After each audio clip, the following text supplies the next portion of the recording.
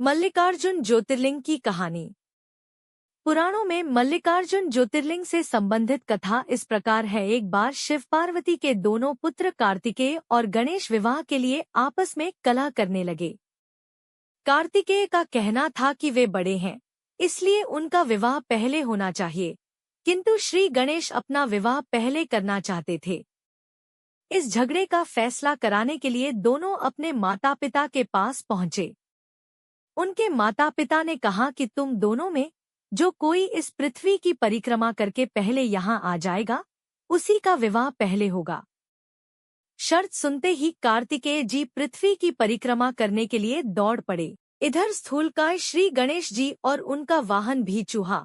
भला इतनी शीघ्रता से वे परिक्रमा कैसे कर सकते थे?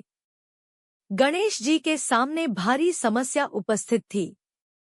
श्री गणेश जी शरीर से जरूर स्थूल हैं, किंतु वे बुद्धि के सागर हैं।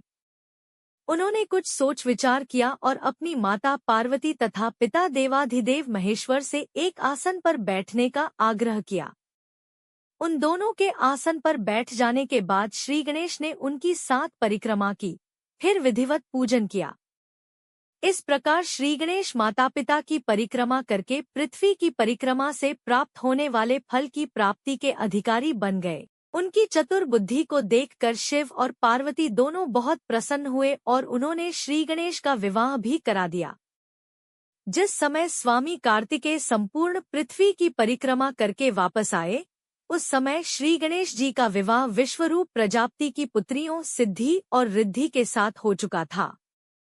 इतना ही नहीं, श्री गणेश जी को उनकी सिद्धि नामक पत्नी से शुभ तथा रिद्धि नामक पत्नी से लाभ, ये 2 पुत्र रत्न भी मिल गए थे। भ्रमणशील और जगत का कल्याण करने वाले देवर्षि नारद ने स्वामी कार्तिकेय से यह सारा वृतांत कह सुनाया। श्री गणेश का विवाह और उन्हें पुत्र लाभ का समाचार सुनकर स्वामी कार्तिकेय जल उठे। इस प्रकरण से नाराज कार्तिक ने शिष्टाचार का पालन करते हुए अपने माता पिता के चरण छुए और वहां से चल दिए। माता पिता से अलग होकर कार्तिक क्रौंच पर्वत पर रहने लगे। शिव और पार्वती ने अपने पुत्र कार्तिकेय को समझा बुझाकर बुलाने हेतु देवर्षि नारद को क्रौंच पर्वत पर भेजा। देवर्षि नारद ने बहुत प्रकार से स्वामी को मनाने का प्रयास किया, किंतु वे वापस नहीं आए। उसके बाद कोमल हृदय माता पार्वती पुत्र स्नेह में व्याकुल हो उठीं। वे भगवान शिव जी को लेकर क्रौंच पर्वत पर पहुंच गईं। इधर स्वामी कार्तिकेय को क्रौंच पर्वत अपने माता पिता के आगमन की सूचना मिल गई और वे वहां से 3 योजन अर्थात 36 किलोमीटर दूर चले गए। कार्तिकेय के चले जाने पर भगवान शिव उस क्रौंच पर्वत पर ज्योतिर्लिंग के रूप में प्रकट हो गए। तभी से वे मल्लिकार्जुन ज्योतिर्लिंग के नाम से प्रसिद्ध हुए। मल्लिका माता पार्वती का नाम है, जबकि अर्जुन भगवान शंकर को कहा जाता है। इस प्रकार सम्मिलित रूप से मल्लिकार्जुन नाम उक्त ज्योतिर्लिंग का जगत में प्रसिद्ध हुआ। एक अन्य कथा के अनुसार क्रौंच पर्वत के समीप में ही चंद्रगुप्त नामक किसी राजा की राजधानी थी।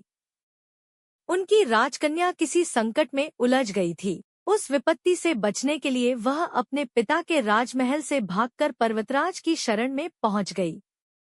वह कन्या ग्वालों के साथ कंदमूल खाती और दूध पीती थी। इस प्रकार उसका जीवन निर्वाह उस पर्वत पर होने लगा। उस कन्या के पास एक श्यामा काली गौ थी, जिसकी सेवा वह स्वयं करती थी।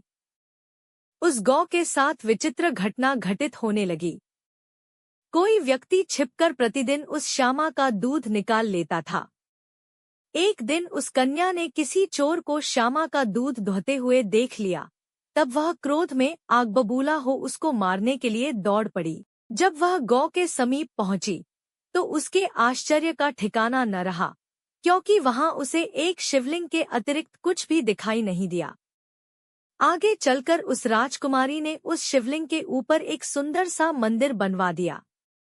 वही प्राचीन शिवलिंग आज मल्लिकार्जुन ज्योतिर्लिंग के नाम से प्रसिद्ध है। इस मंदिर का भलीभांति सर्वेक्षण करने के बाद पुरातत्ववेत्ताओं ने ऐसा अनुमान किया है कि इसका निर्माण कार्य लगभग 2000 वर्ष प्राचीन है। इस ऐतिहासिक मंदिर के दर्शनार्थ बड़े बड़े राजा महाराजा समय समय पर आते रहे हैं।